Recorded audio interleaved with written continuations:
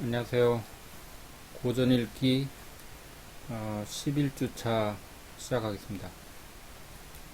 오늘은 우리 교과서의 마지막 부분이 되겠는데요. 마지막이 아니고 하나가 더 남았죠. 오늘은 아담 스미스 2부 5장이 되겠습니다. 아담 스미스의 그 국부론, 보이지 않는 손의 경제학, 이렇게 해가지고 우리 그 고전이 단순히 뭐 문학 고전이 아니고 여러 가지 사회 경제적인 문제까지도 고전에서 이제 다루는 그런 특성이 있어가지고 여러분들이 약간 생소할 수도 있지만 뭐 다윈의 진화론도 했고요. 그 자연과학적인 그런 것도 하고 사회과학.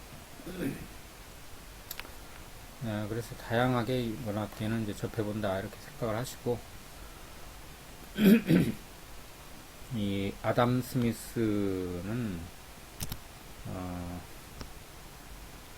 고전경제학이라고 그래요.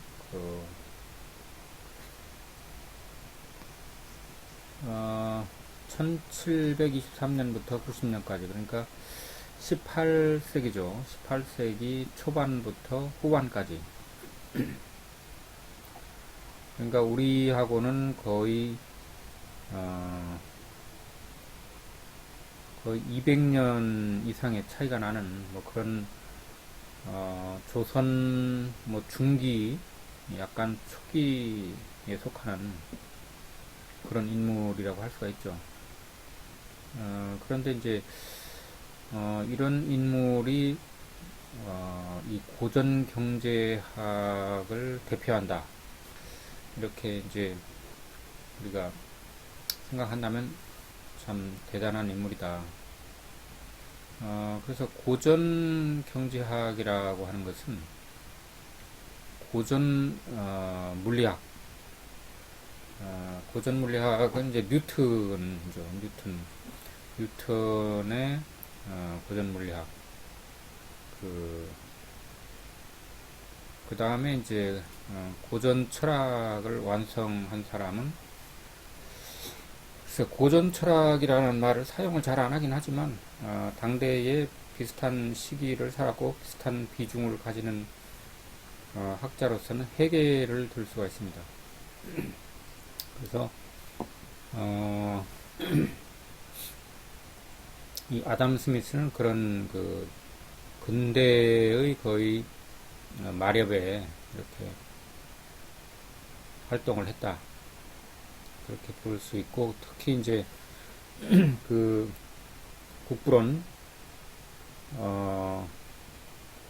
Wealth of Nation 이렇게 갖고 웰스라는 말을 사용을 해요. 근데 웰스라는 것은 이제 개념을 구분해야 되는데, 우리가 재화라고 할 때는 굿이라고 하죠. 굿. 뭐 굿이라고 하는 게 이제 뭐 배드의 반대겠지만은 또 용법에 따라서 좋다라는 뜻보다는 명사형으로 부자 할 때 그런 부가 되고, 그래서 이제 국가의 그 재산이라고 한다면 이제 wealth of nation이 되겠죠. 그래서 영국의 그 스코틀랜드, 영국의 그 스코틀랜드 출생이고 글래스고우 대학을 졸업했어요. 그리고 이제 모교에서 도덕 철학 교수 재직했다. 이게 굉장히 특이한 겁니다. 왜냐하면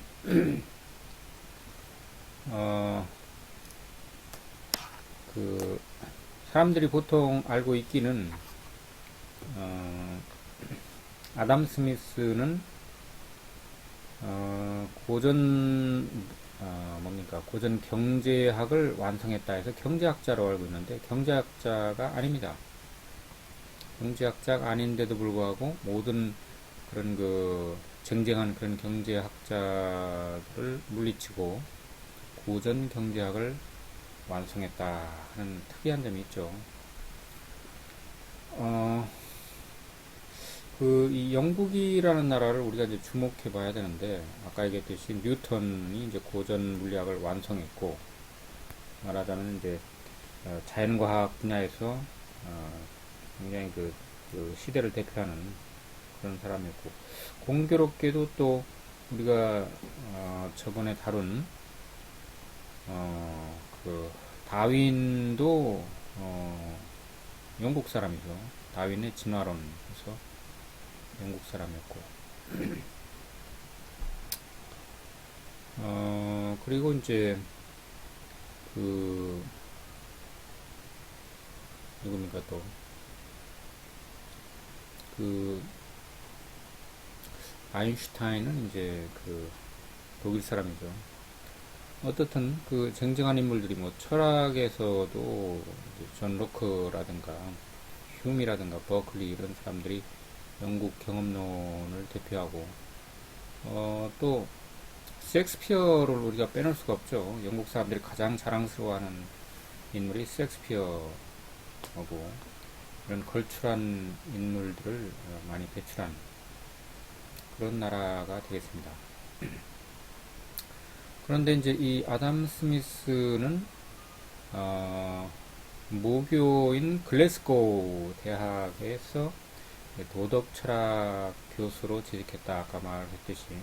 그래서 주저가 국부론도 있지만 The Theory of Moral Sentiment 해가지고 도덕 감정론 Theory of Moral Sentiment 해가지고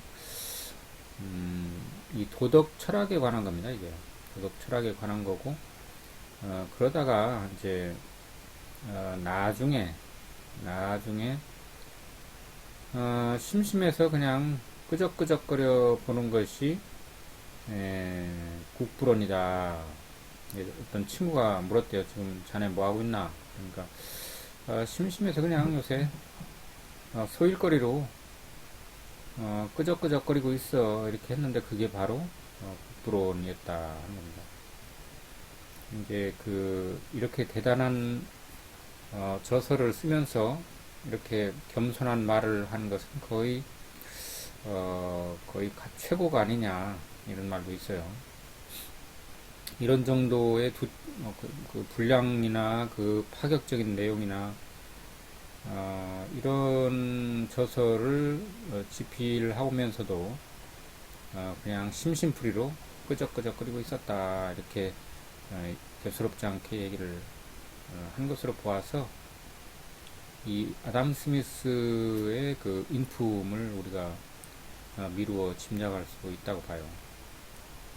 뭐 대인배다운 그런 그 풍모를 지녔다 이렇게.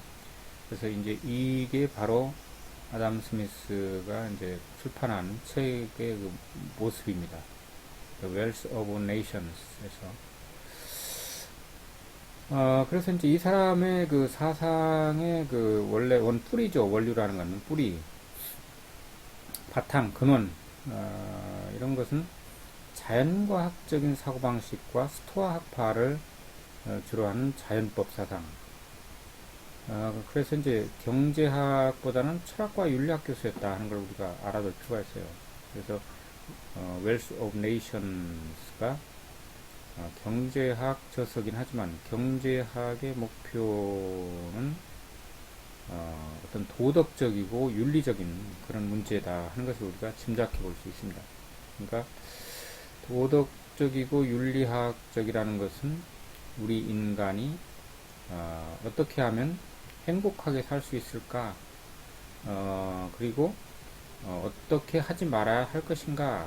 뭐 하는 문제를 결국 다룬다고 봐요. 국부론이라는 게. 그래서 이제 그의 그 도덕 철학은 자연신학, 이 신학이라는 게, 이 자연신학, 교회 신학이라기보다는 자연신학. 어떤 인격적인 그런, 하느님보다는 어떤 자연 그 자체가 어떤 신적인 그런 권능을 가지고 있다. 그런 전제하에 하는 것을 자연 신학이라고 하죠. 그래서 이제 윤리학이나 법학 이런 것들로 이제 어, 이 사람의 아담 스미스의 이제 사상이 이루어져 있다. 그렇게 정리를 하면서 우리가 가지고 있는 어떤 편견 같은 거, 아담 스미스는 어떤 대경제학자다 그런 생각은 잘못된 것이라고 할 수가 있죠. 경제를 뭐 전공하지도 않았지만 주로 이제 도덕이나 윤리 문제 그런 분야에서 활동을 했던 그런 사람이 그냥 말년에 가서 대절을 썼다.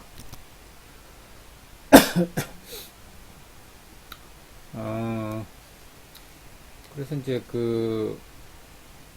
이 사람의 주요 메시지는 뭐냐. 그래서 그런 아까 얘기했듯이 아담 스미스가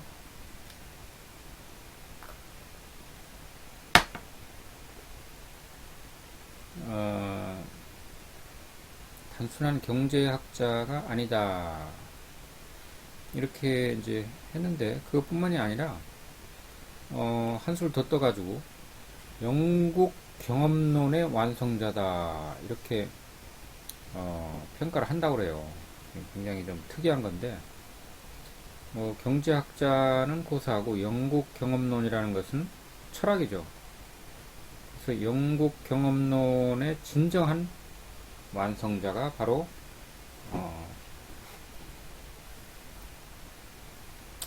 아담 스미스다는 얘기인데 이 홉스라는 사람도 굉장히 제가 가장 좋아하는 철학자 중에 하나인데 인간은 이기적인 본성을 가지고 있다.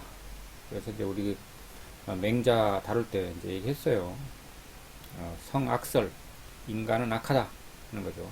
인간의 본성은 악하고 이기적이다. 그래서 인간은 늑대 같은 존재다. 인간을 그냥 자연 상태로 그냥 놔두면은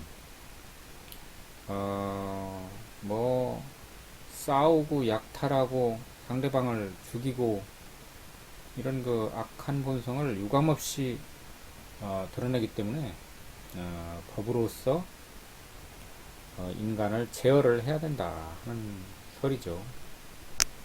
그 다음에 이제 이 허치슨이라는 사람이 있어요. 허치슨이라는 사람이 있는데 이 사람은 이게 지금 노트북이 너무 과열이 돼가지고 뜨거워서 지금 이게 바닥이 막 탈라고 그래요. 그래서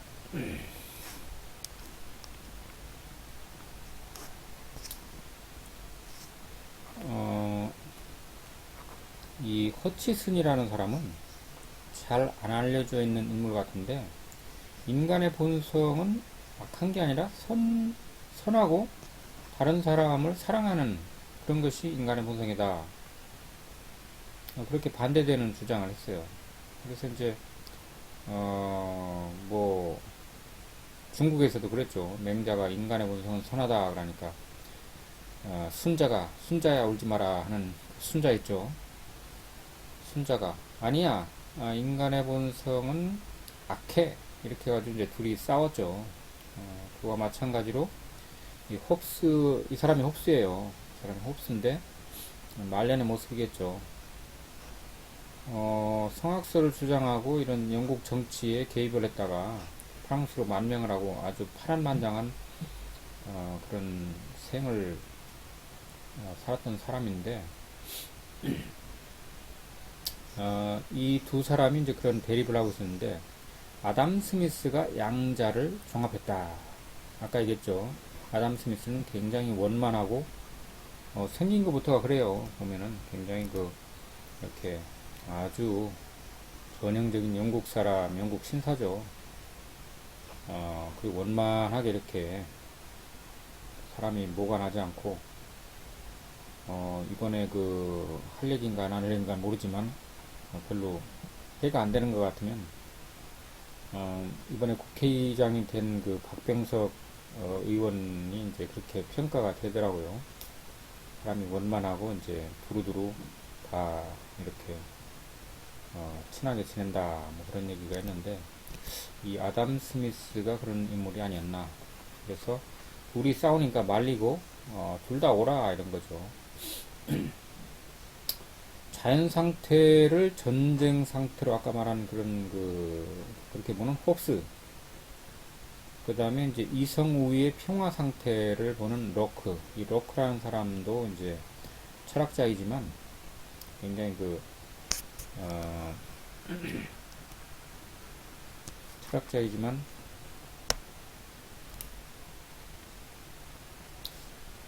이런 사회 문제에도 굉장히 사회 계약설을 주장했죠. 그래서 사회 철학적으로도 굉장히 관심이 많았던 그런 인물인데, 이 로크하고는 이제 홉스하고는 잘 안 맞아요. 허치슨하고도 잘 안 맞고. 그런데 이 아담 스미스가 이 두 사람의 어떤 엇갈리는 그런 이성과 야성이죠. 쉽게 말해서 이 홉스가 주장하는 것은 이성을 인정을 안 해요. 인간은 이성을 다른 말로 하면 뭐죠? 이성을 다른 말로 하면은 합리성이에요. 합리성. 그런데 이제 이 홉스는 합리성을 인정을 안 하고 인간의 어떤 야성, 제가 이제 만들어낸 개념인데, 야성, 어떤 짐승과 같은 그런 야성, 야수의 어떤 본성, 그런 걸 가지고 있다. 그리고 이제 특이한 것은 이 아담 스미스는 사회계약서를 부정을 해요. 사회계약서. 이 로크라든가 또 한 사람은 루소라는 사람이 있어요. 자연으로 돌아가라. 그래서 성선설이죠. 일종의. 인간은 본래 선하게 태어났는데 이 문명 속에 내 던져져 가지고 거기 살다 보니까 악한 물이 들었다 한 거죠. 저도 이제 거기에 대해서는 전적으로 공감을 하고요. 그런데 이런 것을 부정을 합니다. 이 아담 스미스는 사회 계약이라는 사회라는 게 먼저 있고, 그 다음에 그 사회의 구성원들이 서로 계약을 해가지고 어떤 법이라든가 도덕이라든가 이런 것을 계약을 했다. 예를 들어서 살인을 하지 말라 라는 것은 그럼 왜 옳으냐 하면은 서로 사회가 계약한 거나 마찬가지다 이거죠. 그걸 사회 계약설이라고 그래요. 뭐 이런 건 여러분들이 꼭 알아두면은 이제 상식적으로 굉장히 유리한 건데, 사회 계약설을 그렇지만은 아담 스미스는 부정을 한다 하는 거죠. 그래서 정의사회의 자연 발생설을 주장했다 하는 겁니다. 이 말은 무슨 말이냐면, 사회가 이렇게 나서가지고 뭘 했다거나, 아니면은 국가가 어떤 정의를 구현했다거나, 이런 것은 믿지 않습니다. 그런 게 아니라, 인간 사회 속에 있는 실현된 정의 이런 것은 원래부터 그렇게 그냥 있는 거다 하는 거죠. 원래부터 있는 건데, 그게 오히려 이제 국가에 의해서 악용이 됐다 하는 쪽이죠, 오히려. 그래서 인간의 본성은 사회적이다. 인간의 본성은 사회적인 것이고, 사회가 인간을 만드는 게 아니고 인간이 사회를 만들었다는 거죠. 그래서 자연적인 자유가 기본 인권이다. 어떤 국가나 사회가 만들어준 뭐 그런 자유가 아니라 자연적으로 그냥 있는 건 자유라는 거죠. 가만히 있으면은 그 인간이 자유로운데 괜히 사회라든가 이렇게 법을 만들어 가지고 아니면 국가라든가 그렇게 어떤 그 개인의 그 자유를 침해를 했지 그런 사회나 국가가 그런 자유를 보장해주고 만들어주고 한 건 아니다. 이게 굉장히 중요한 거죠. 지금 뭐 경제 문제를 하는 게 아니라 지금 이 경제 문제보다 더 중요한 어떤 철학적인 도덕 철학적인 그런 문제를 지금 얘기하고 있는 거예요. 이 아담 스미스가. 그런데 정부의 통치는 그런 필요가 없냐? 아담 스미스에 의하면은 필요 없다는 건 아니라는 거죠. 필요악이라는 거예요. 필요하긴 한데 악이다. 정부라는 게 그럼 없애야 된다. 그건 아니라는 거예요. 최소한의 어떤 역할이 이제 인정이 되지만 너무 그 역할을 비대화해가지고 너무 과도하게 사용을 하니까 그게 문제라는 거죠. 그래서 필요하기 때문에 그런 정부의 통치는 최소한화해야 된다. 아주 굉장히 의미심장한 얘기를 지금 하고 있는 거예요. 그래서 이제 이 도덕 감정론이라는 이 책에 보면은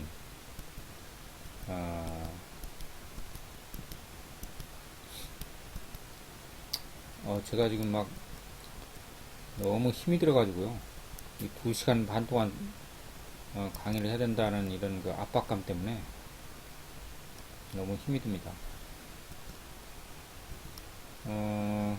그래서 그 물질에 의해서 매개되지 않은 윤리학은 무의미하다 이런 말을 했어요. 그러니까 이 사람이 윤리학자라고 그랬죠. 도덕 윤리학자인데 그러나 도덕 뭐 이렇게 하면 옳고 저렇게 하면 그러고 뭐 자유가 뭐고 이렇게 하는 것은 의미가 없다는 거예요. 그럼 뭐가 의미가 있느냐? 어떤 물질 문제, 물질이라는 것은 이제 근대 이후로는 물질이라는 게 다른 말로 하면은 돈입니다, 돈. 그러니까 돈 문제를 갖다 언급을 안 하고 돈 문제를 취급하지 않는 그런 윤리학은 의미가 없다. 왜냐? 이 돈 혹은 재라고 그러죠. 재산할 때 그 재라는 그 가치는 도덕 가치의 토대가 되기 때문에 그렇다는 거예요. 그러니까 다른 말로 하면은 돈이 없으면 도덕도 논할 수가 없다는 거죠. 돈이 있어야 사람이 살고 그래서 이제 그 다음에 뭐가 옳고 그러고 그런 걸 할 수가 있지.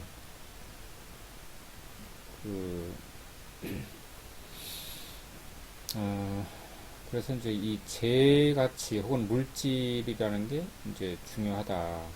윤리학이라는 것도 그런 문제를 다루지 않으면 안 된다 하는 얘기죠. 그래서 도덕적인 판단 기준은 공감이다. 공감. 요새 뭐 공감 능력 뭐 그런 얘기 많이 하죠. 공감 능력이 떨어진다. 대통령을 하랬더니 뭐 딴지갑 차고 뭐 대포폰 만들어 가지고 맨날 딴 것만 하고 이 공감 능력이 떨어지는 거죠. 국민의 어떤 바램에 대해서 공감 능력이 떨어져요. 그래 놓고는 자기는 잘못한 게 하나도 없다. 끝까지 국가와 민족을 위해서 그렇게 했다. 이렇게 이제 궤변을 늘어놓고 있죠. 정말 어디서 배웠는지 참 여기 아담 스미스의 지금 우리 강의를 좀 들으라고 해야 될 것 같아요. 공감 능력이 떨어진다. 예. 그래서 타인의 다른 사람의 쾌감이나 이익에 대해 나 자신의 동기나 감정에 감응하여 판단한다. 이 무슨 말이냐 어려워요 굉장히. 다른 사람이 쾌감을 느낀다. 어, 그 어떤 이익에 대해서 자기의 어떤 동기나 감정 이런 걸 갖는다. 이런 것을 우리는 나의 어떤 기준에 의해서 판단을 한다는 거죠.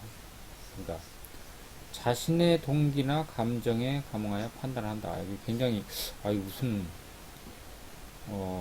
고전 읽기 하는데 왜 이렇게 어려워? 여러분들 그럴 수 있는데요.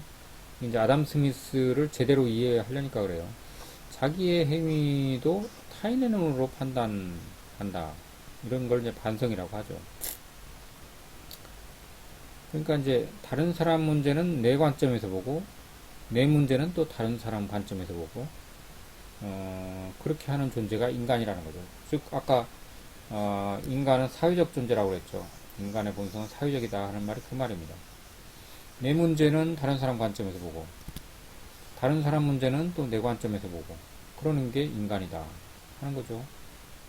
그래서 인간은 사회적이라는 그런 말을 한 거죠. 그래서 자타가 대등한 입장이다. 나와 다른 사람이 대등하다. 내가 잘나고 내가 우월하다고 생각하는 것은 잘못이라는 거예요. 왜? 다른 사람도 똑같이 생각하는 거죠. 그렇기 때문에 결국은 마찬가지. 자기가 잘났다고 생각해도 자기가 잘났다고 생각을 한다고 해서 그대로 되는 것도 아니고 자기가 잘났다고 생각을 하는 그 순간 다른 사람은 또 자기가 잘났다고 생각하기 때문에 결국은 마찬가지다. 이런 걸 멍군 장군이라고 합니다. 멍군 장군. 쌤쌤이라고 그러죠. 그러니까 자기 자신을 사랑하는 것과 다른 사람을 사랑하는 것 이것은 인간의 본성이다. 굉장히 중요한 말을 했어요. 자기 자신을 사랑하는 거 이기심이죠. 근데 아까 그랬잖아요. 이 허치슨이 인간의 본성은 선심이다. 다른 사람을 사랑하는 것이다. 이렇게 했는데 홉스는 아니죠. 인간은 이기적이다. 그러니까 이 아담 스미스가 둘 다 옳아 이런 말 했잖아요. 어떻게 옳은가 하는 얘기를 하고 있는 거예요 지금. 그러니까 자애와 타애, 자기 자신을 사랑하는 것과 다른 사람을 이기적인 거와 이타적인 거죠. 그것은 인간의 본성이기 때문에 그 조화를 통해서 인간성이 완성된다. 그러니까 자기를 사랑하고 다른 사람도 사랑해야 된다는 거죠. 자기 사랑하는 만큼 다른 사람을 사랑하기는 힘들겠죠, 사실은. 왜냐하면 인간은 이기적인 존재이기 때문에. 무슨 얘기냐? 인간은 이기적 존재가 아니라고 했잖아. 그랬는데 아담 스미스는 그 얘기가 아니고 인간은 이기적인 본성을 가지고 있다는 거예요. 그러나 그것으로 끝나는 게 아니라 이타적인 본성도 가지고 있다. 도대체 무슨 얘기를 하려고 이렇게 복잡한 얘기를 하냐? 결국은 이제 경제 얘기 하려고 하는 거예요. 그 경제 얘기를 풀어나가는데 설득력을 가지려면 인간이 어떤 존재인가 알아야 되겠다는 거죠. 그래서 자기 스스로를 사랑하는 걸 이기적이라고 그러죠. 이기심. 셀피시하다고 그래요. 셀피시. 그 다음에 이제 사려분별이라는 게 있어야 돼, 사람이. 사려분별이라는 게 있어야 되는데, 요새 보면 사려분별이 없죠. 사려분별이 없어요. 왜 사려분별이 없냐면, 조주빈 같은 사람이 한 행동을, 이렇게, 하나부터 열까지 이렇게 생각을 해보면 사려분별이 없다. 즉, 자기 통제가 안 된다는 거죠. 그래서 이제 그랬잖아요. 이제 딱 검거가 되니까 조주빈이 뭐라고 했냐면 악마의 행동을 계속 할 수 없도록 해줘서 감사합니다. 그렇게 얘기하거든요. 내가 통제가 안 돼요. 내가 막 악마처럼 행동을 하는데 아무리 안 하려고 그래도 통제가 안 돼요. 그런데 마침 저를 갖다가 체포를 해주시니까 악마의 행동을 중단할 수 있게 해주셔서 참 감사합니다. 아주 성인 군자 같은 얘기를 했죠. 진심이 아니에요, 그게 말하자면. 거짓말입니다, 그것도. 조금이라도 감형을 받으려는 그런 그 얄팍한 수작이죠. 조주빈의 행동은 그렇게 봐야 됩니다.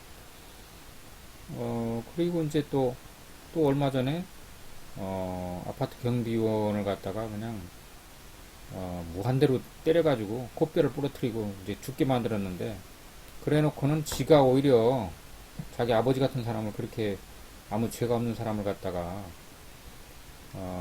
그렇게 죽음으로 내몰아 놓고는 그 사람한테 오히려 자기가 맞아서 자기가 그 상처가 많이 나서 약으로 버티고 있다고 문자를 보냈어요. 그죠? 그게 자기 통제가 안 되는 거죠. 사려 분별이 안 되는 인간들이라고 봐요. 이게 자기 이기심만 가지고 있고 사려 분별이 안 된다. 그런데 그렇게 하면 안 된다는 거죠. 아담 스미스에 의하면. 이기심을 갖는 건 좋은데 사려 분별이 있어야 된다. 자기를 통제할 줄 알아야 된다는 거죠. 그리고 절제의 덕이 요구된다. 자기 통제. 그 다음에 절제.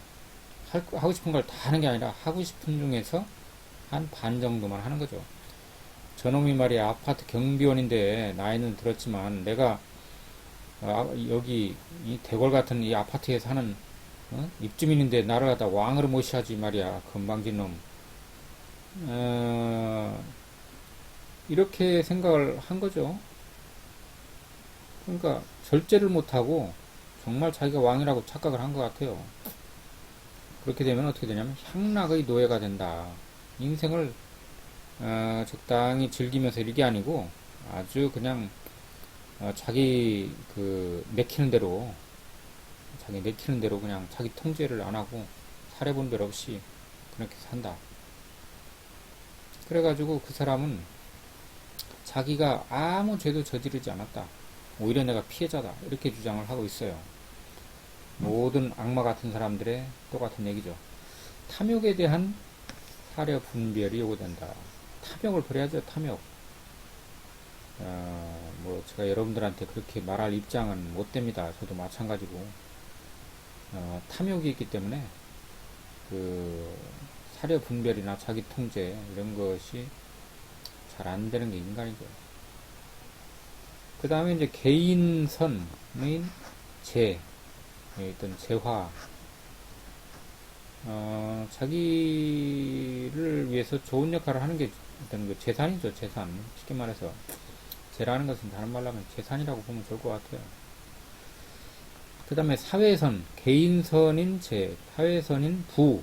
아까 웰스라고 그랬죠, 웰스. 이거는 굿이고, 개인 차원은 굿, 사회 차원은 웰스, 부. 그리고 절제와 절제의 사려분별, 자신의 쾌감이나 불쾌감 이런 게 원초적이고, 타인의 쾌불쾌는 나의 공감에 의한 영상에 불과하다. 차이가 있죠. 내가 쾌락, 즐겁고, 그죠? 내가 즐겁고 내가 불쾌하고 이런 게 이제 더 원초적이라는 거죠. 원초적이다. 그렇죠. 그, 쇼펜하우어라는 사람 그런 말 했어요. 다른 사람을 죽여가지고, 제가 좀 심한 말을 하나요? 그러니까, 원래 그러니까 어떻게 할 수 없지. 봐줘야지. 다른 사람을 죽여가지고, 그걸로 기름을 짜가지고, 그 기름으로 내 장화를 갖다 닦아도 별로 쾌감을 못 느낀다. 인간이라는 건. 그런 말을 해요. 그 정도로 이기적이다. 하는데, 그 마찬가지로, 내가, 즐겁고, 불쾌하고 하는 것은 아주 원초적이고, 막 그냥 분노가 머리 끝까지 타오르고, 그 다음에 쾌감, 야, 진짜 좋다. 하는 것을 막, 절규를 하면서 이렇게 느끼죠. 그러나 타인의 쾌감, 야, 저 사람이 복권에 당첨이 돼갖고 50억을 탔다. 뭐 그런가 보다. 뭐 내가 탔으면 좋을걸. 이런 정도밖에 안 되죠. 쾌감. 그 사람이 느끼는 쾌감을 나는 별로 느끼지 못한다는 거죠. 아마 좋기는 할 거야, 아마. 뭐 이런 정도. 또 불쾌감. 이 아파트 경비원을 갖다 코뼈를 부러뜨려 가지고 산으로 끌고 가가지고 막 죽도록 때린 놈은 미안합니다. 놈이라고 해서 그 분은 어, 사람이 그렇게 자기가 때린 사람이 죽을 정도가 돼도 별로 못 느끼죠. 별로 못 느껴요. 아플 것 같아 조금 뭐 그런 정도.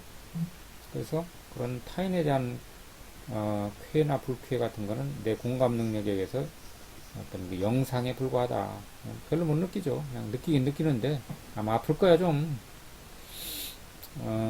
타인에 대한 사랑, 인간 결합으로 사회 질서를 형성하는 원리.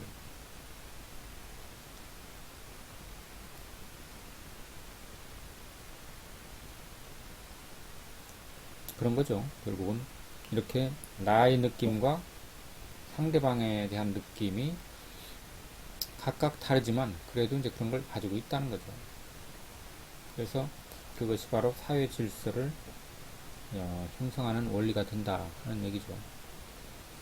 그 다음에 이제 그 정의라는 건 저스티스, 뭐, 셀던이라는 사람이 정의란 무엇인가 뭐 해갖고 강의도 하고 책도 쓰고 뭐 그러는데, 정의라는 것은 뭐냐. 정의라는 것은 보복 충동에 기초한다. 이 법으로 나타나는 거예요. 자, 지금 이 여신이 저울을 갖다 딱 이렇게 들고서 칼을 들고 있죠. 에? 한 손에는 칼을 들고, 한 손에는 저울을 들고 있어요. 이게 뭐냐 하면은, 딱 이렇게 이제 죄를 진 사람과, 그 죄에 의해서 피해를 받은 사람이 어떻게 하는 게 가장 공평하게, 되겠느냐 하는 걸 판단하는 거죠. 이 사람이. 정의의 여신이죠. 정의의 여신 이름은 까먹었어요, 제가. 근데,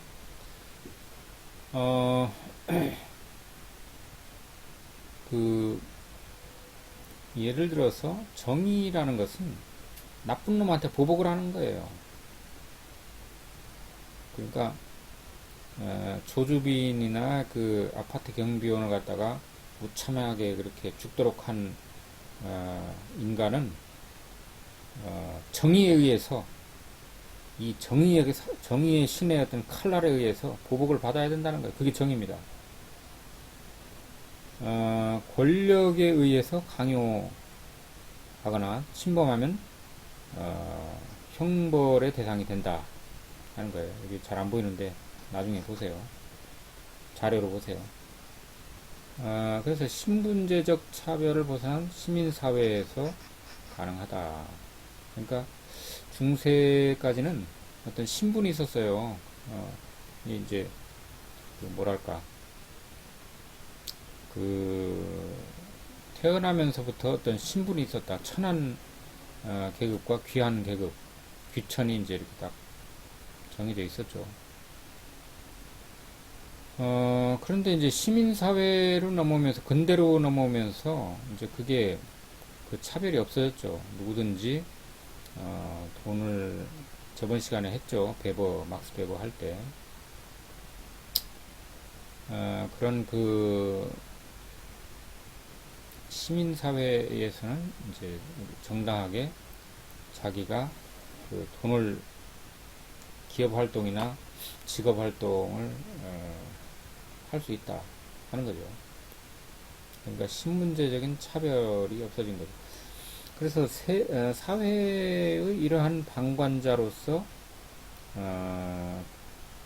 자주 독립한 개인이 어떤 보편적인 부라는 게 이제 웰스라고 그랬죠. 그 부를 어떻게 실현할 것인가 하는 것이 이제 문제라는 거죠. 도덕 감정론에 의하면 이제 도대체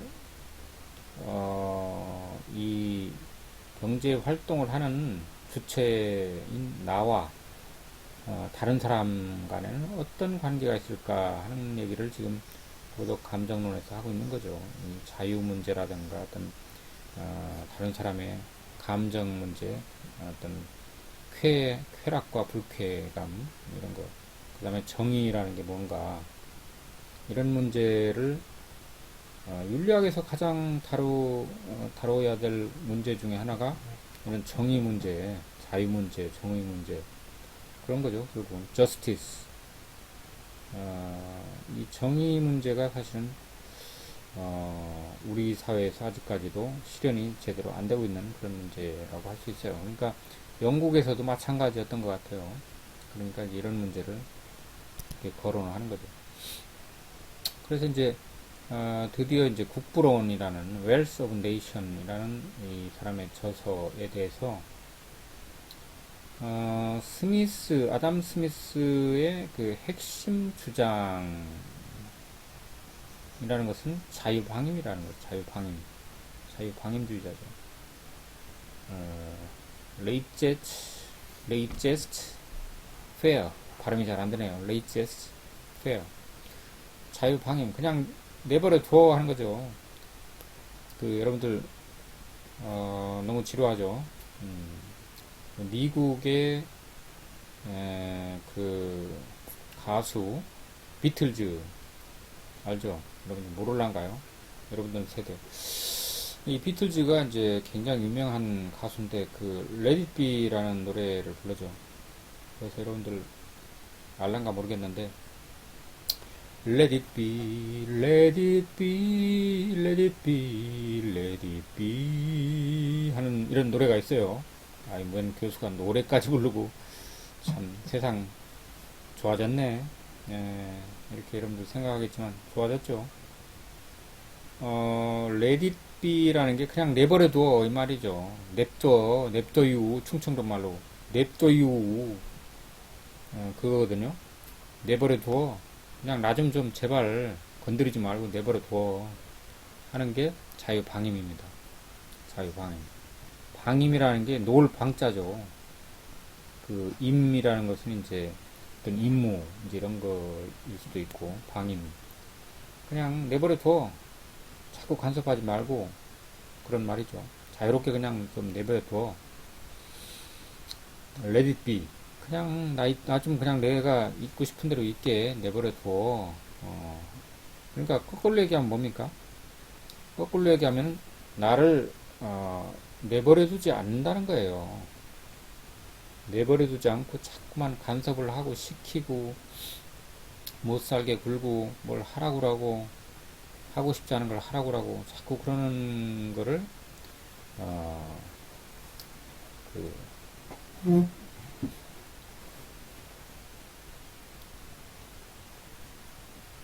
이제 못하게 좀 제발 좀 그렇게 하지 마라 하는 것을 자유방임이라고 하죠. 그래서 인간의 본성은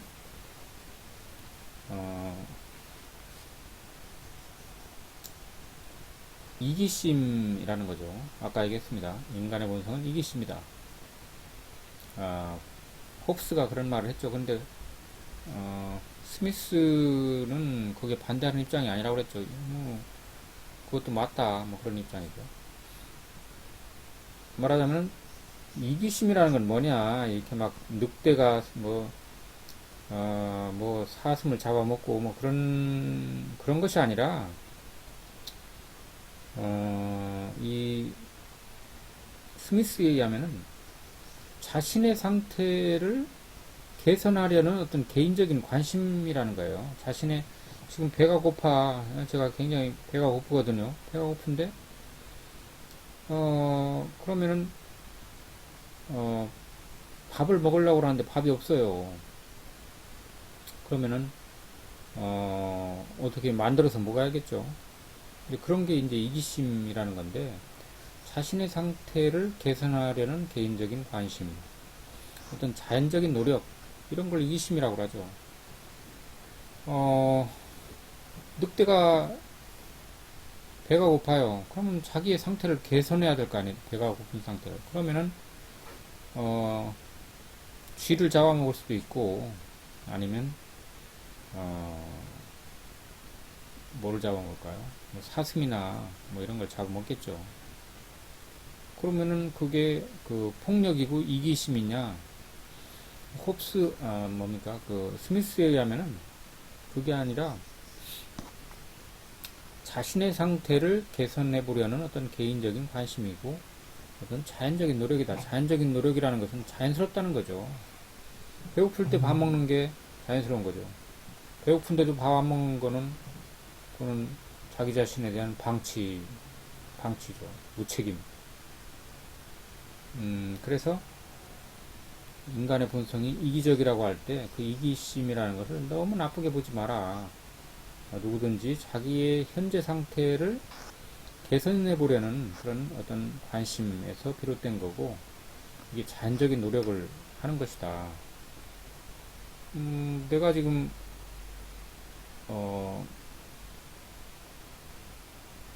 어디가 아파요. 그러면 병원에 가야 되겠죠. 또 배가 고파요. 그러면 먹어야 되겠죠. 내가 뭐가 되고 싶은데 아니에요. 그러면 노력을 해서 해야 되겠죠. 이런 게 이기심이니까 나쁘다고 해야 될까? 아니라는 거죠. 그런 의미로 스미스는 인간의 본성을 이기심이라고 보는 것을 그렇게 이제 이해를 하는 거죠. 그 다음에 경제 상태. 경제 상태는 정부나 정치가의 어떤 보호나 간섭이 아닌 자연 발생적이다. 이게 무슨 말이냐면 어떤 정부나 정치가가 우리를 뭐 보호해줘가지고 그래가지고 뭐 어떤 경제 우리가 누리고 있는 뭐 그런 것이 아니다는 거예요. 그런 정부나 뭐 정치가나 이런 사람들이 없었어도 어, 어떤 그 경제 상태를 우리가 가지고 있겠죠. 어떤 뭐 재산을 가지거나 뭐 먹을 걸 가지거나 어떤 뭐 자동차를 가지고 있거나 뭐 이런 것이 정부나 정치가의 보호나 간섭 때문에 있는 건 아니다. 아담 스미스가 볼 때는 그런 거죠. 그래서 국부론에서 이제 가장 중요한 것이 이제 바로 이겁니다. 가장 중요한 것 중에 하나죠. 분업. 분업이라는 것은 나눌 분자, 업업자에서 그 어떤 작업 같은 것을 나누어서 아르바이트 타일롱이라고 그래요. 독일어로 아르바이트 타일롱. 아르바이트라는 것은 일이라는 거죠. 일을 갖다가 타일롱 나누어서 한다. 그러니까 일을 나누어서 하는 게 분업이죠. 이 분업이 이제 가장 중요한 그런 이 국부론에서 그런 요소인데 이 분업으로 인해서 모든 문제가 생기는 거예요. 사실은 그 어떤 분화가 세분화가 그래서 이 분업이라는 것은 뭐냐 하면 아담 스미스가 볼 때는 타인과 교역하고자 하는 인간의 경향이다. 이게 국부론에 나온다고요. 1편 2장에 나와요. 그래서 타인과 다른 사람과 물물 교환을 한다거나 뭐 돈을 주고 산다거나 하여간 교환을 하는 거죠.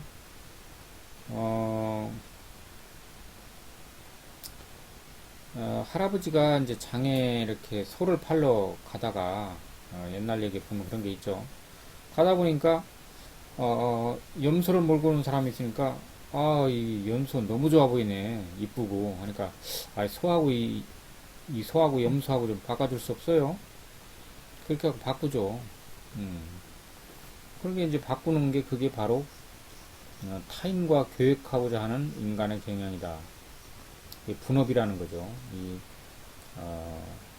염소를 팔러 가는 것을 좀 나누어서 가는 거죠.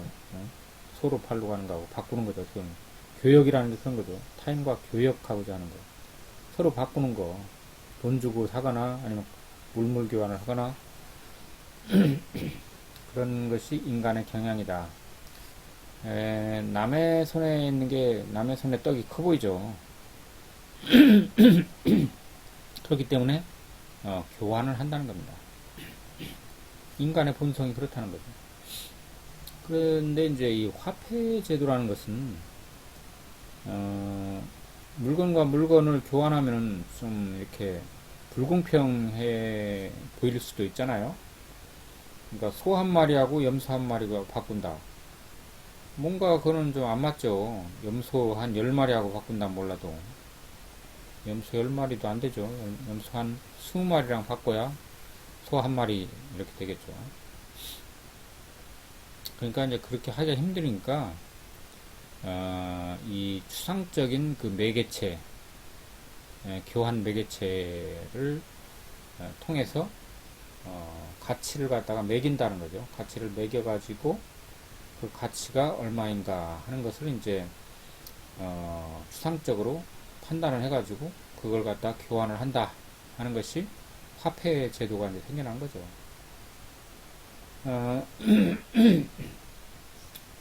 어떤 물물 교환이죠. 물물 교환의 불편을 없애려는 교역제화로서 그러니까 서로 바꾸는 거죠. 그런 어떤 그 재산 일종의 재화죠. 이것도 돈도 자연 발생적이다.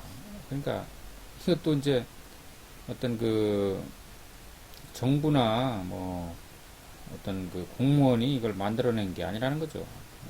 화폐라는 게 원래 자연 발생적으로 옛날에 뭐 이 조개 껍데기나 뭐 이런 걸 통해 갖고 그 화폐를 했었죠. 그런지 이런 것을 그 인간이 스스로 이제 했다 하는 것이고,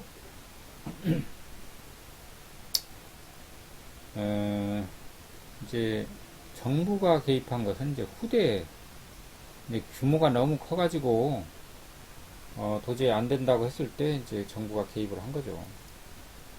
그래서 그 자본을 축적하는 거, 이걸 뭐 돈으로 할 수도 있고 그냥 할 수도 있고, 이런 그 자본 축적이라는 것도 개인의 욕구로 인한 저축이라고 이제 봐야 되겠죠. 개인의 욕구.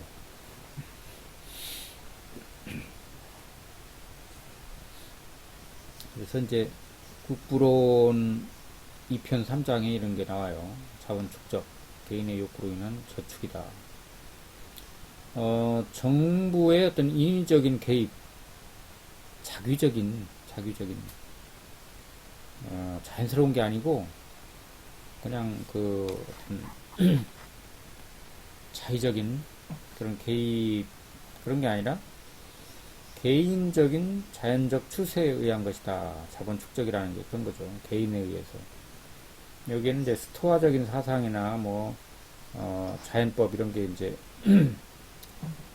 들어있는 거죠. 그 다음에 이제 그 가격, 이게 진짜 이게 핵심이죠. 국부론의 핵심. 수요와 공급이 어떤 법칙에 의해서 저절로 가격이 형성된다는 거죠. 저절로. 그러니까 정부에서 뭐 이건 얼마 해라, 뭐 너무 가격이 비싸니까 싸게 해라, 싸게 안 하면 뭐 법으로 단속을 하고, 그 다음에 뭐 돈을 풀고, 아니면 정부에서 너무 싼 것은 쌀을 막 사주고, 너무 비싸면은 또 풀어주고, 뭐 그렇게 하는 거, 그것은 어떻습니까? 잘못됐다는 거죠. 그렇게 하면 안 된다는 거예요. 그래서 수요가 많으면은 공급이 그 증가하고, 그죠? 수요가 많으면, 많이 소비를 하면은 공급이 많이 되겠죠. 또 수요가 적어지면 공급이 줄어들어요. 그래갖고 가격이 항상 일정하게 유지가 된다. 이걸 갖다가 아담 스미스는 보이지 않는 손이라고 그렇게 말하죠. 국부론의 핵심은 보이지 않는 손이다. 아까 그래서 이제 제목이 보이지 않는 손의 경제학이랬죠. 보이지 않는 손. unvisual hands 해가지고 보이지 않는 손이라는 것은 어떤 자연 섭리 같은 거죠. 가격이 그냥 자연적으로 형성이 되는, 올해 채소가 많이 나가지고 가격이 떨어져요. 그러면 어떻게 돼요? 그 다음에 이제 가격이 너무 높으니까 그만큼 이제 가격이 너무 싸니까 제가 더워가지고 죄송합니다. 더워가지고 문을 좀 열어야 되겠어요. 죄송합니다.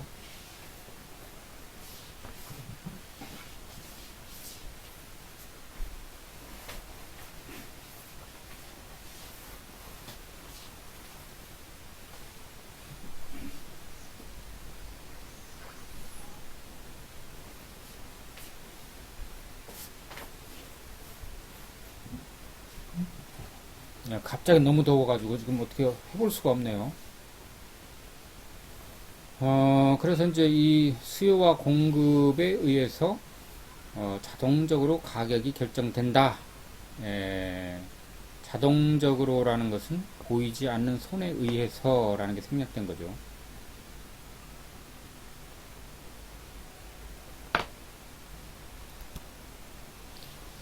그래서 이제 이 국부론을 이렇게 이제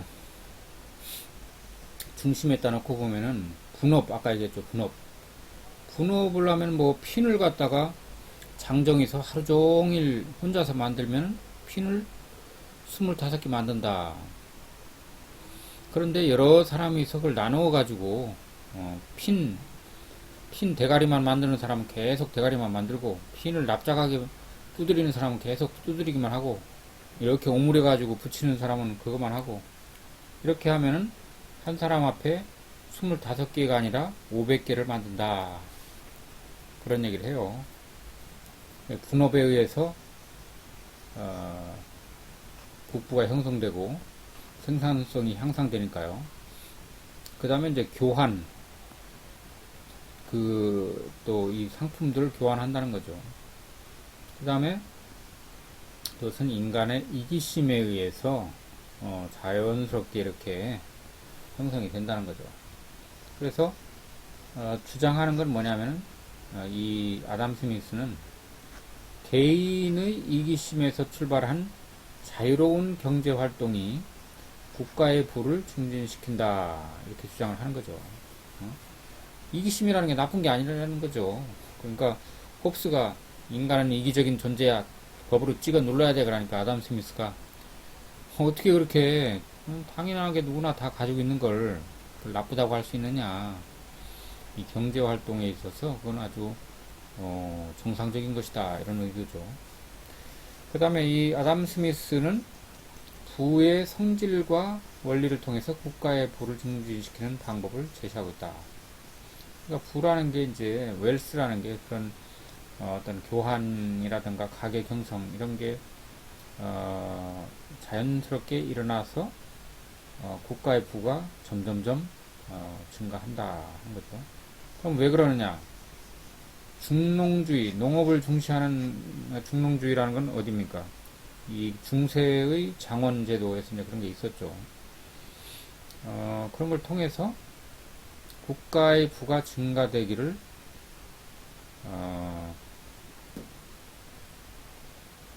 기대하고 있다. 이거는 제가 어디서 퍼온 건데요. 이게 중농주의가 아니고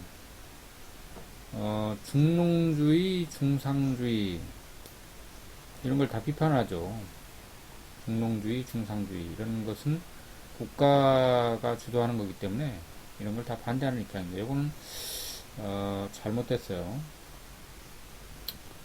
여기서 이제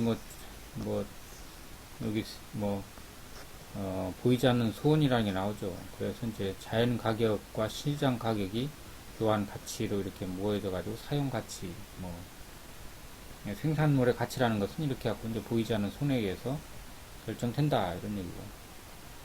아까 말한 중상주의, 중농주의 이런 것을 다 반대하는 거죠. 그래서 생산하는데 필요한 요소에는 토지와 노동과 자본이 필요하다. 토지를 가진 사람은 지주라고 하죠. 그리고 이제 지주 땅주인은 땅을 빌려주고 돈을 거기에 대가를 받죠. 지대라고 합니다. 그걸. 그 다음에 노동자는 노동을 하고 임금을 받아요. 그 다음에 자본가는 자본을 통해서 이윤을 추구하는 거죠. 이윤을 남기려고 하는 거죠. 모든 게 기업 활동이라는 게. 그러면 이 웰스 오브 네이션, 이 북부론의 그 총괄, 이 핵심 이 메시지는 뭐냐? 개인의 이기심이 아까 이제 개인은 이기적이라고 그랬죠. 뭐 이기적인 게 나쁜 게 아니라는 거죠. 경제 활동을 하는 거, 자기가 살기 위해서 어떤 행위를 하는 것을 이기심이라고 보는 거죠. 개인의 이기심이 보이지 않는 손에 이끌려 사회 전체의 행복을 이룩한다. 굉장히 중요한 거죠. 그러니까 보이지 않는 손에 의해서 개인이 어떤 이기적으로 행동을 하는데 전체적으로 보면 그게 사회의 부를 증진시키고 그것이 사회 전체를 행복하도록 한다 하는 거죠. 그러니까 결론은 뭐예요? 버킹엄. 정부가 너무 간섭을 하지 마라. Let it be. 좀 내버려 둬. 좀 못살게 굴지 말고 좀 내버려 둬 하는 거죠. Let it be. 산업혁명에서 성장한 시민계급의 그 이데올로기가 뭐냐 하는 것을 밝혀낸다는 거죠. 이 국부론에서. 시민계급의 어떤 그 이데올로기라는 말도 굉장히 어렵죠. 이념이라는 건데, 또 이념은 뭐라는 건지, 이렇게 어려운 말들을 그냥 번역을 안 하고 쓰니까요. 정치가들이 상업을 왜곡하고 제약하는 정책에서 벗어나도록 하는 것이 궁극 목표다. 그러니까 정치가들이 상업을 왜곡한다는 중상주의죠. 중상주의. 상업에다 막 돈을 투자해가지고 식민지를 건설해서 그걸 외국에다 막 팔아먹고 돈 남겨먹으려고 하는 그걸 중상주의라고 하죠. 그렇게 하면 안 된다 하는 거죠. 그렇게 되면은 이제 경제 질서를 왜곡하기 때문에 정부에서 좀 가만히 좀 있어 줘라. Let it be. 나 좀 내버려 둬 하는 거죠. 그렇게 하기 위해서 이 책을 썼다 하는 거죠. 정부 좀 가만히 좀 있어. 우리 좀 못살게 굴지 말고 Let it be. 내버려 둬 하는 거죠. 그래서 이제 산업혁명이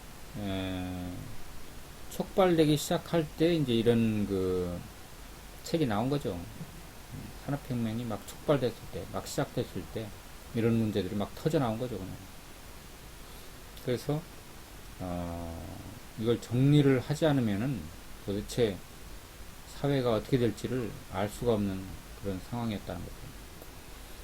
경제 사회 제도의 변화와 이윤 추구가 경제 활동의 동인이다. 어떤 그 원인이다. 경제 활동이 일어나는 그 원인이다. 하는 거죠.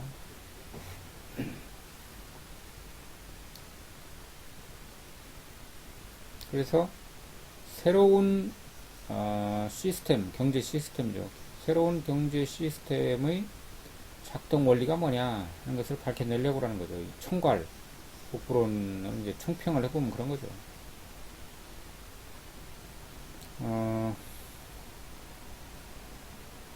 자본주의 경제 시스템의 이론적 모델을 제시하고자 했다.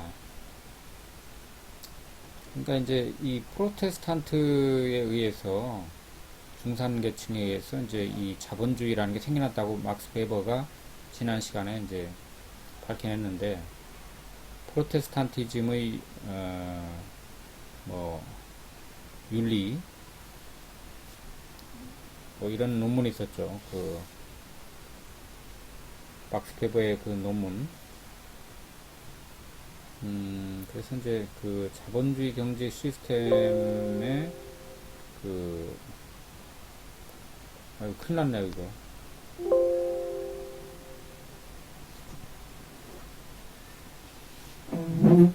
잠깐만요.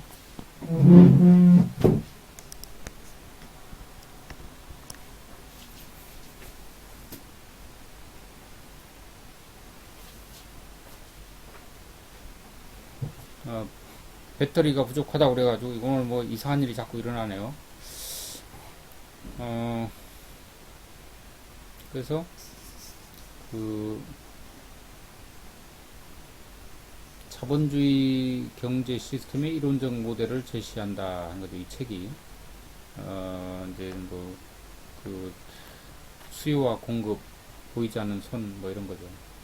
인간의 이기심이라는 게 나쁜 게 아니고 그런 거에 의해서 이 시장이 자연스럽게 작동을 하고 가격이 적정선에서 형성이 된다 하는 게 요점이죠.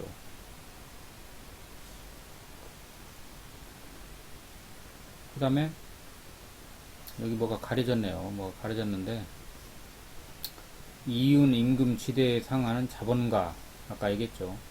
자본가, 그러니까 여기 중상주의, 뭐 중농주의 해갖고 또 이 토지를 가진 사람, 노동하는 노동자, 자본 가진 사람, 자본가 뭐 이런 얘기를 했는데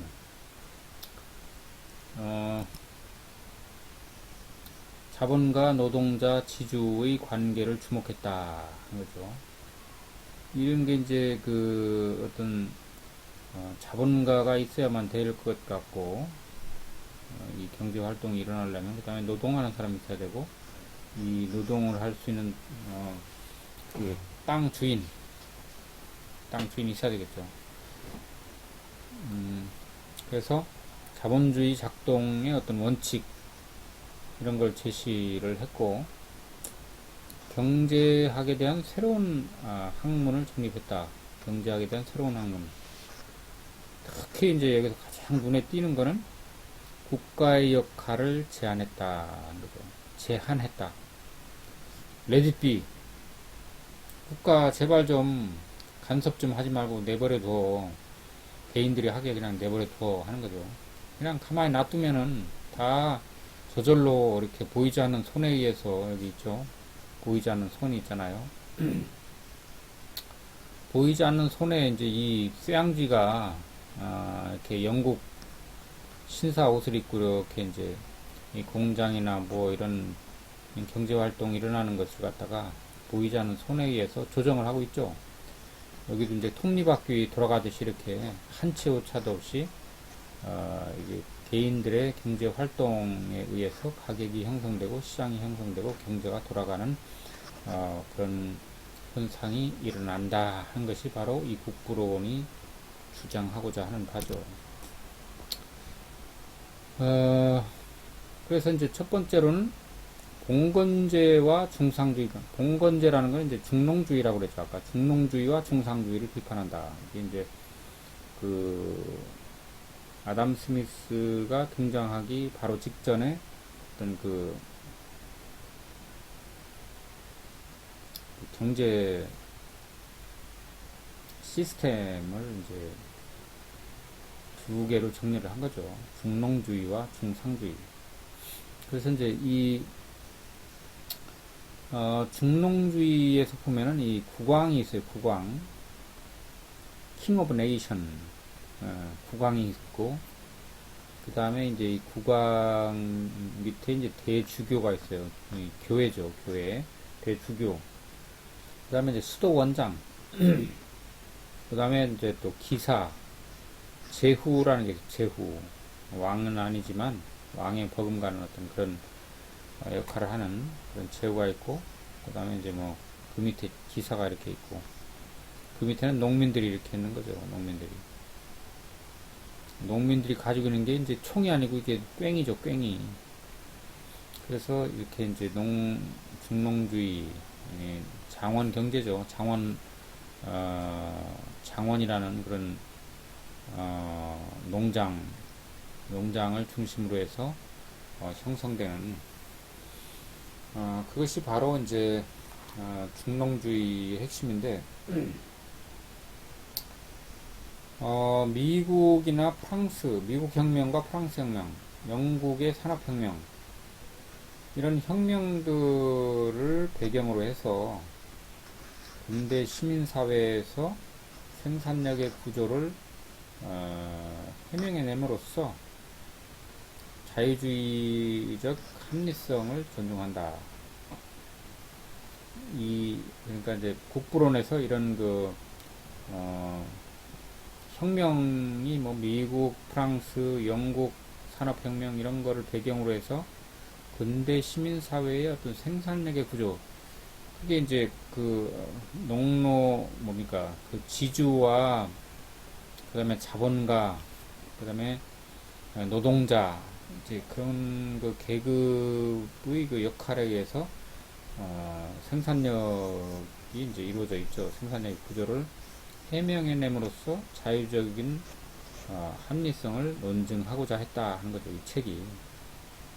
이 자유주의 경제, 이 자유주의 경제가 굉장히 합리적이다 하는 거죠.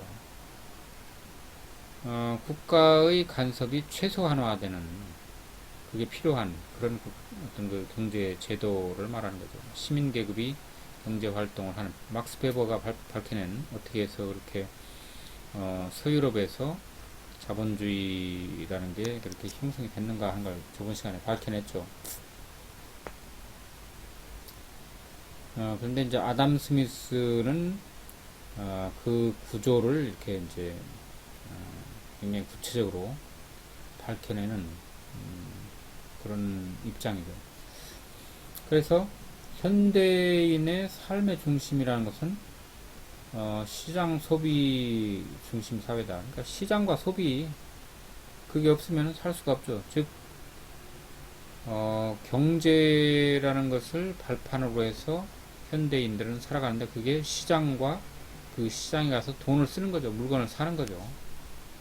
그 시장과 소비라는 그런 구조가 있다.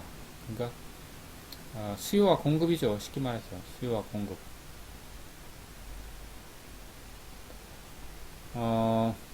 사회가 유지되는데 그 합의를 하는 것은 뭐냐면 자연 경쟁, 수요와 공급 이런 거죠. 자연 경쟁. 서로 간에 이제 경쟁을 하게 되는 거예요. 자연스럽게 자기 이기심을 갖다가 나타내고, 남들보다 싸게 살려고 그러고, 남들보다 이윤을 많이 남기려고 그러고, 그렇게 하기 때문에 경제가 잘 돌아간다는 거죠.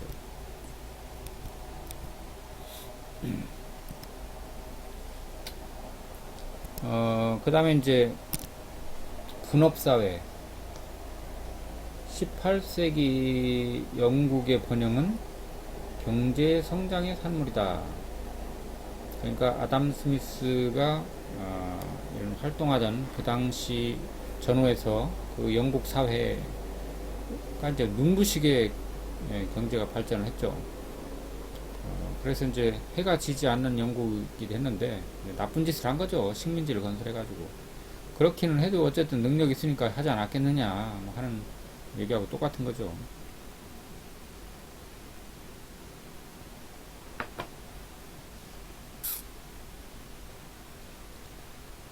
그래서 생산력의 증가 원인과 분배의 과정을 이 책은 관찰을 하고 있다. 어떻게 해서 생산력이 증가되느냐, 그 다음에 어떻게 분배가 되지? 이 재화라는 게 어떻게 분배가 되지? 하는 것을 과학적으로, 사회학적으로 이렇게 이제 밝혀내는 거죠. 이 국부론이라는 게. 아까 얘기했듯이 이제 핀 공장의 분업이라는 것은 240배 내지 4,800배로 증가했다. 핀을 한 개 만들어내던 것이 240개, 아니면 많이 만들어내는 데는 4,800개까지 만들어낸다 하는 거죠. 그래서 작업이 분화할 뿐만 아니라 그에 따라서 직업도 분할을 한다는 거죠. 직업도 여러 개의 핀을 만드는 직업도 있을 거고, 핀을 팔아먹는 직업도 있을 거고, 핀을 운반하는 그런 직업도 있을 거고, 핀의 재료를 사오는 그런 직업도 있을 거고, 핀을 만들기 위한 원료를 만들어내는 그런 직업도 있을 수가 있겠고요. 그래서 수많은 직업들이 생겨났다 한 거죠. 굉장히 중요한 인간 삶의 모멘트라고 할 수가 있죠. 그래서 어떤 말을 했냐면 노동의 생산성 개선의 극대화, 노동 생산성 개선의 극대화, 기술과 숙련도의 고도화, 현장에 적용될 수 있는 판단력의 정확성, 이런 것이 다 모두 다 분업의 결실이다. 분업에 의해서 일어난 일들이다 한 거죠. 그래서 근대 시민사회라는 것은 한마디로 해서 분업사회다. 교환사회다. 그죠? 화폐에 의해서, 그러니까 돈으로 주고 사는 거죠, 그냥. 현대사회는 소비사회라고 그랬죠. 그리고 이제 분업사회고. 그래서 이런 특징을 가진 것이 바로 근대 시민사회다.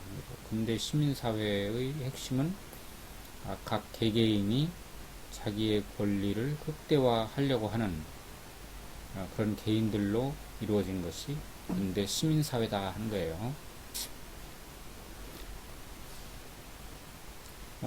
기술 향상으로 사회 전체의 생산력이 증가했다. 기술이 굉장히 리노베이션이라고 하죠. 리노베이션, 혁신. 그래서 굉장히 향상이 빨리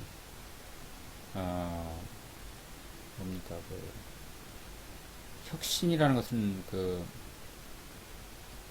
갑자기 이렇게 폭발적으로 새로워지는 걸 말하는 거죠. 리노베이션. 그래서 아까 이제 아르바이트 타일롱이라고 그랬는데 이걸 갖다 노동의 분할, 분업이죠. 분업. 디비전 오브 레이버. 분업이라는 게 일어났다. 이게 굉장히 중요하죠. 분업. 그런데 이제 분업이라는 게 사실은 아담 스미스가 그걸 제대로 봤겠지만 굉장히 심각한 결과를 몰고 오는 것으로 이렇게 이제 마르크스는 분석을 했어요. 분업을 하게 되면 이제 찰리 채플린의 영화에도 모던 사이언스, 갑자기 제목이 무슨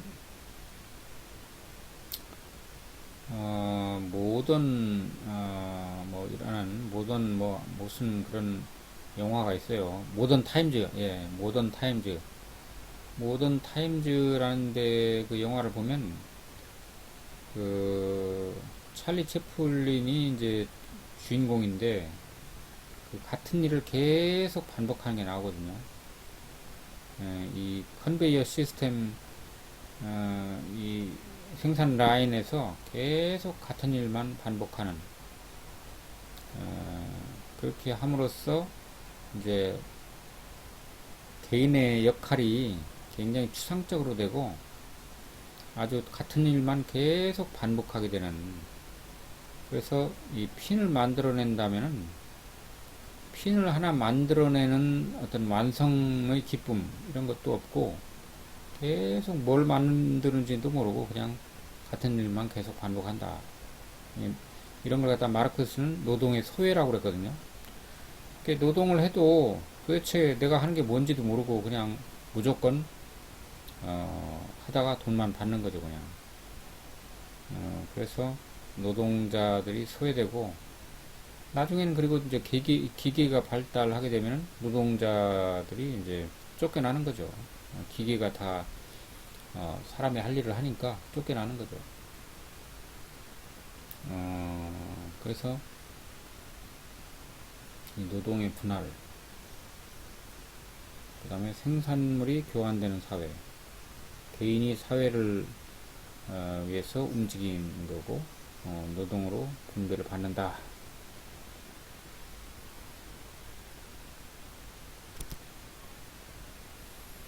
그 다음에 이제 중요한 요소 가운데 하나가 이제 그 자본이라는 거죠. 자본. 돈이죠, 돈. 어, 자본이 없으면 생산력이라는 게 증가가, 생산 활동이 일어날 수가 없죠. 자본이 있어야 그 자본을 바탕으로 해서 생산 설비를 만들고, 또 노동자를 고용을 해가지고 생산을 해내겠죠. 근데 자본이 없으면 그런 걸 할 수가 없습니다. 그래서 자본은 분업을 기초로 한 생산력의 조건, 분업을 기초로 한 생산력의 조건, 중상주의, 중상주의라는 것은 화폐가 경제 순환의 필수 요소라는 거죠. 이 중상주의에서는 그렇게 되고, 중농주의라는 것은 자본을 투자하는 거죠. 자본을 투자함으로써 생산력의 효과를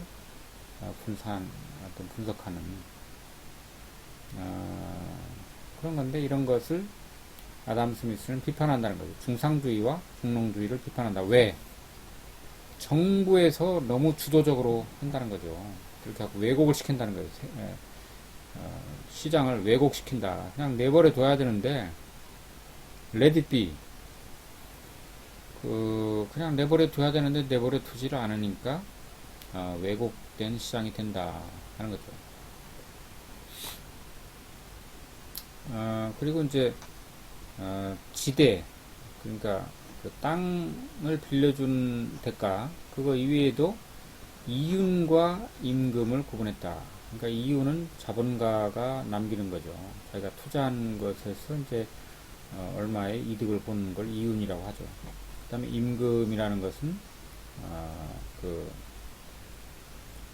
노동자가 자기 일을 하고서 받는 대가를 임금이라고 하죠. 그 다음에 이제 이게 지대는 땅 주인이 받는 거고, 이런 게 이제 이 자본이나 이 자본의 성격이 이렇게 이제 다른 거죠. 같은 돈이라고 해도 누가 관여되는 것이냐 하는 데 따라서 이윤, 임금 이런 게 이제 구분이 된다. 지대 이런 게. 그래서 자본가, 노동자, 지주 계급이 이제 다르다 하는 거죠.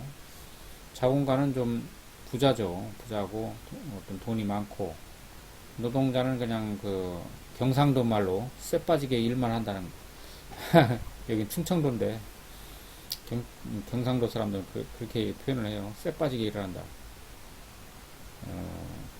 그 다음에 지주는 가만히 앉아가지고 이제 돈만 받는다 이거죠. 그 다음에 이제 타인과의 거래 행위는 인간의 보편적인 욕구다. 아까 맨 처음에 얘기했어요. 다른 사람과 교역하고자 하는 게 인간의 기본 욕구다. 다른 사람과 물건을 받고, 저 사람 물건이 더 좋아 보이는데, 아니면, 내가 저게 필요한데, 나는 이 물건을 가지고 있는데 지금 쓸모가 없어. 그러면은 바꾸죠. 그게 교환이죠. 그런데 나는 물건이 없지만, 저 물건이 필요해. 그러면 이제 돈을 주고 사죠. 뭐 그런 거래 행위. 이런 것은 모든 인간이면은 다 가지고 있는 그런 욕구라는 거죠. 다른 사람과 물건을 바꾸거나 그 사람 걸 사는 거죠. 말하자면 사는 거. 그게 거래 행위입니다. 그건 인간의 보편적인 욕구로서 그걸 뭐 나쁘다고 할 수는 없다는 거죠. 그리고 이 교환을 하게 되면 서로 간에 이익이 된다 하는 거죠. 서로 간의 이익이요. 나는 내가 물건을 사서 좋고 저 사람 팔아서 좋고, 아니면 서로 다른 물건을 바꾸는 거죠. 교환.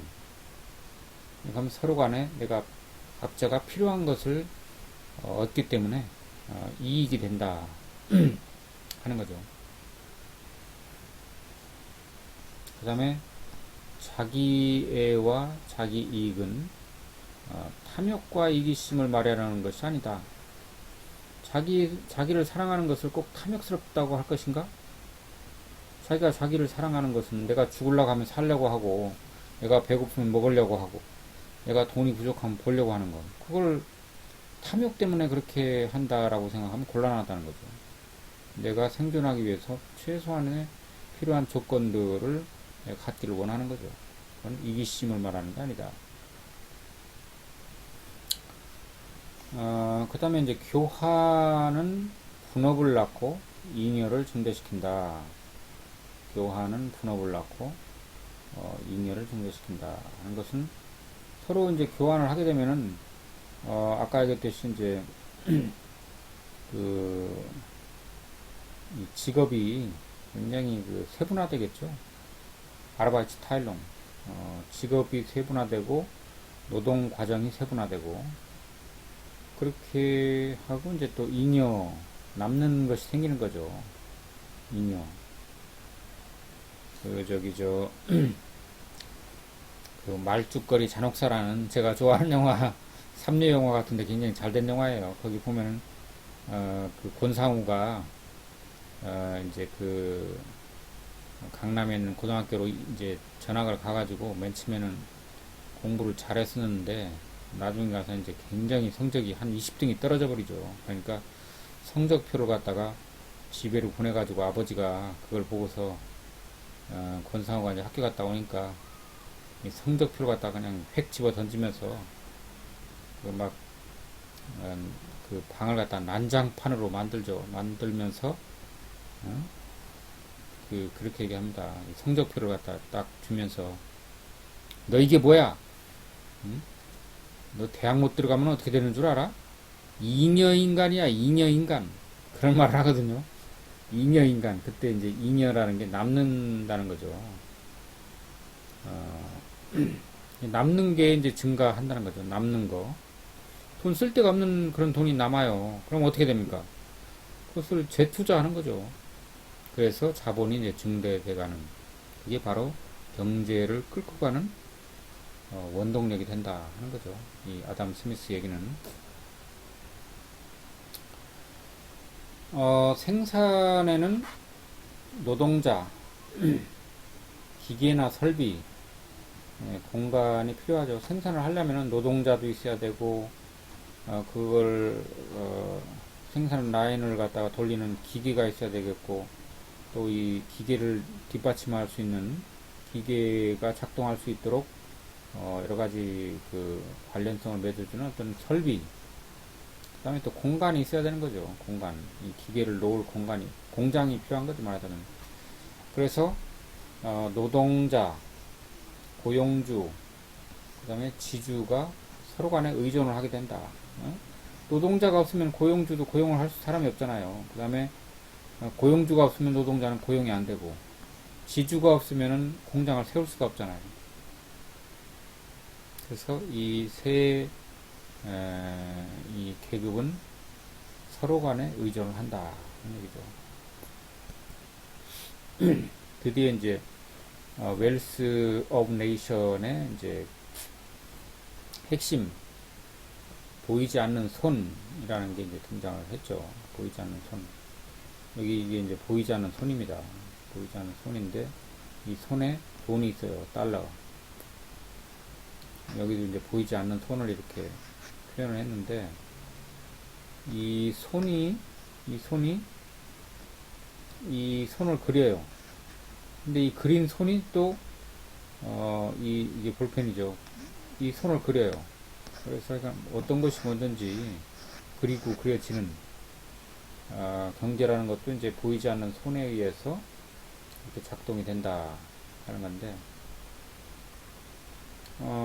분업이라는 것은 인간의 상품 교환 능력에 의해서 발생한다고 그랬죠.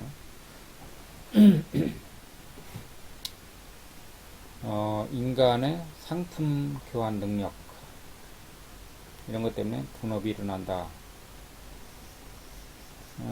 교환의 원리라는 것은 서로 이제 이 물건이나 자본 뭐 이런 것이 이제 교환되는 건데, 어떤 원리냐면 이기적인 욕구, 상대방이 가지고 있는 것을 내가 가지게 되면 이익이 되니까 바꾸는 거죠. 그래서 교환, 물건, 분업, 그 다음에 전문화가 이제 촉진된다는 거죠. 교환이 점점 많이 일어나고, 그 다음에 분업이 일어나고, 전문화, 스페셜라이징이죠. 전문화. 스페셜라이징. 독일어로 하면 슈페циализierungen. 뭐 그런, 전문화가 이제 촉진된다 하는 거죠. 이 시장은, 생산성을 높이고 수요와 공급을 조절한다 하는 거죠. 아유, 굉장히 여러분들 지루하죠. 저도 굉장히 힘이 드네요. 시계를 봐도 영 시간도 안 가고 아주 이게 그 특히 이 지금 시간이 그런지 굉장히 지루한 그런 시간인데 이기심이 생산성 시장이 이제 생산성을 높이고 수요와 공급을 조절한다. 시장이 그렇게 한다는 거예요. 시장이라는 것은 생산자가 그 물건을 갖다 놓고 또 소비자가 그것을 사가고 돈을 주고 사가고 하는 그 장소를 마켓이라고 그러죠. 마켓. 시장에서 이제 그런 역할을 한다.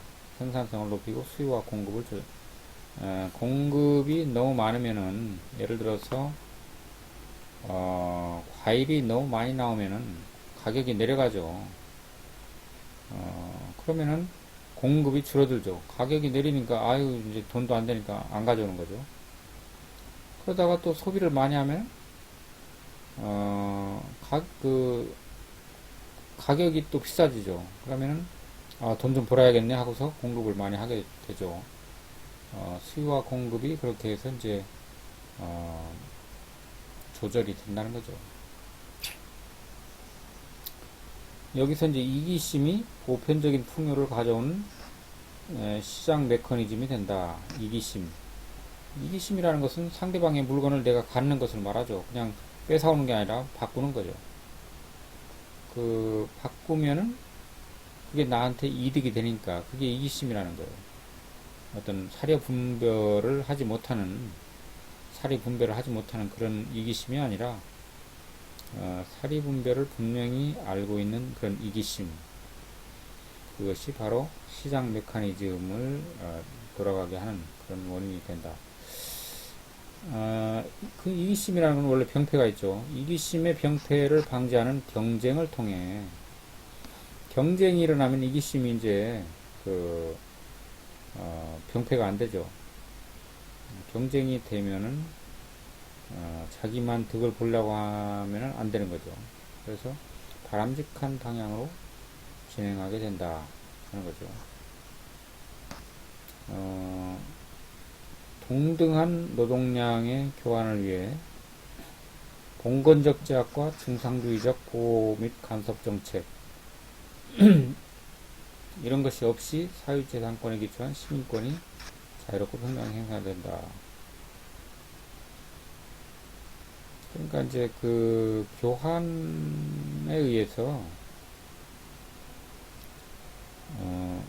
사유재산이 인정되는 거고 거기에 기초한 시민권이라는 게 있어요. 시민의 권리라는 게 시민권이죠. 그 시민권에 의해서 어떤 시민권이 이렇게 자유롭고 평등하게 행사가 된다 하는 거죠. 그리고 가격과 가격은 수요와 공급에 의해서 자연 가격이 결정된다. 뭐 지금 당장은 이제 그게 우리가 맞는 거라고 생각을 하기로 하죠. 상식적으로 봤을 때 수요가 많으면은 공급이 늘어나고 수요가 떨어지면 공급이 이제 또 줄어들고 또 가격이 이제 앙등을 하고 뭐 그런 거죠. 그래서 수요와 공급에 의해서 가격이 자연적으로 결정이 된다 하는 거죠. 근데 이제 그렇지 않다는 설이 있어요. 그래서 그거는 지금 얘기 안 하기로 하고, 다른 사람이 이제 그러니까. 제각기 자신의 이기심만을 추구함에도 불구하고 사회의 전체적 결과가 가격의 가격의 형성을 조정하게 되는 보이지 않는 손이다. 인비주얼 핸드. 이런 게 이제 가격을 적절하게 유지될 수 있도록 조정을 한다는 거죠. 보이지 않는 손이.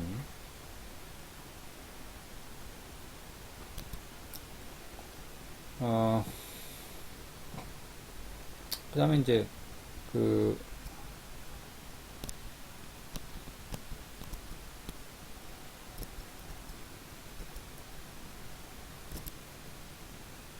잉여 가치와 자본 축적. 잉여 가치라는 것은 이제 그 다 쓰고 남은 어떤 그런 것이 이제 이렇게 증가하는 걸 말하는 거죠. 잉여 가치. 그런 것이 가지고 있는 가치.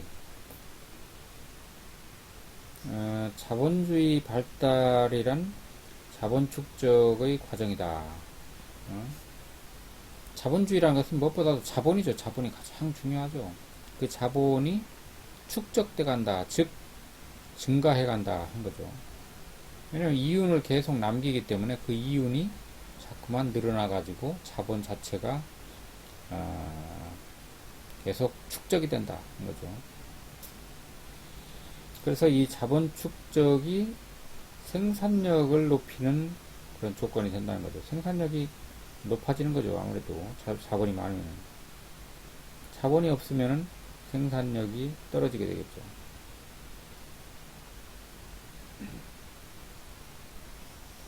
그래서 잉여 가치, 남는 것의 어떤 가치, 남는 돈이죠. 자본이죠. 그런 것을 절약을 해가지고 투자를 한다. 그러면은 자본의 축적, 자본주의의 발전이 이제 원래 이게 이제 원형이라는 거죠. 잉여 가치를 아껴가지고 또 투자하는 거죠. 그게 자본주의라는 거죠. 그래서 자본주의가 발전하게 된다. 그래서 이제 또 생산력이 높아지죠. 그러면 생산력이 높아지면 자본이 또 더 축적이 된다 하는 거죠. 그래서 자본이 더 축적이 되면 생산력이 높아지고, 생산력이 높아지면 더 자본을 축적하게 되고, 자본을 더 축적하게 되면 또 생산력이 높아지고, 그런 거죠. 그 다음에 이제 그 시민권 보장을 통한 자본주의 발전, 시민권 보장을 통한 자본주의 발전.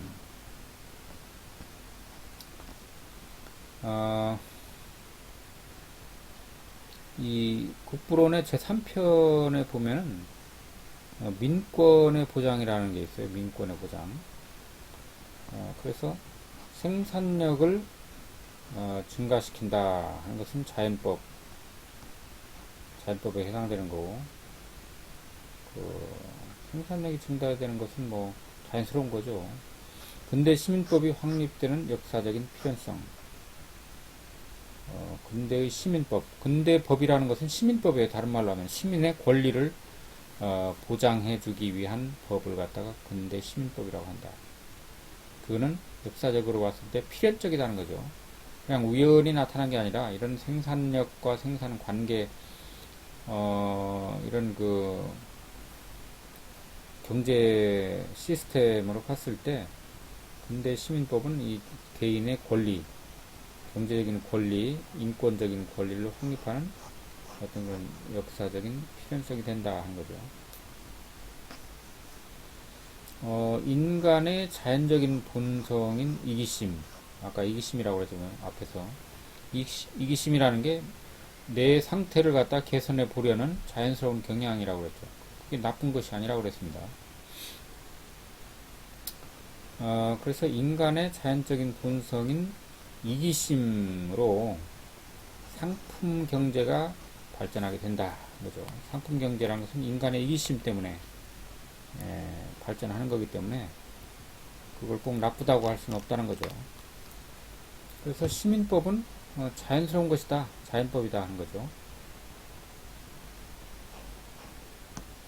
그리고 국부론은 역사적 경험에 기초한 현실적 이론이다 한 거예요. 그러니까 프랑스 혁명이나 미국 혁명, 영국의 산업혁명, 아니면 영국의 또 뭐 장미전쟁, 또 그 명예혁명 뭐 등등 해서 전쟁과 어떤 혁명, 이런 것들에 바탕을 한 어떤 현실적인 이론이다. 어떤 인간의 머리에 의해서 구성해낸 그런 추상적인 이론이 아니라는 겁니다.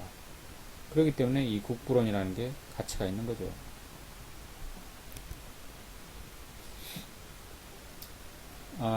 그리고 이제 이 국부론의 근본 사상은 자유무역주의라는 거예요. 자유무역주의. 아까 이제 중상주의를 잘못됐다고 비판하는 이유는, 중상주의라는 것은 국가가 주도적으로, 쉽게 말해서 트럼프 씨가 하는 것 같은 게 중상주의예요. 국가 보호주의, 이기적인 그런 국가 중심주의, 그런 것이 잘못됐다 하는 것이 아담 스미스의 생각이라는 거죠. 그러니까 중상주의 잘못됐다. 자유무역은 역사적 필연이다. 이 자유무역을 안 하고 뭐 관세를 갖다 막 떠넘기고 한국한테 이 손바닥만한 나라를 갖다 막 집어삼키려고 그렇게 하는 거, 그런 것은 잘못된 것이다. 중상주의라고 그래요. 그걸 자기네들만 막 식민지처럼 식민지 무역을 독점해가지고 잘 안 보이네요.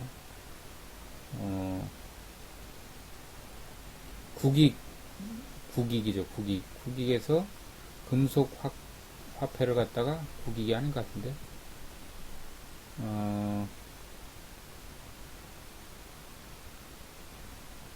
이거 조금 이따가 잘 보이게 하겠습니다.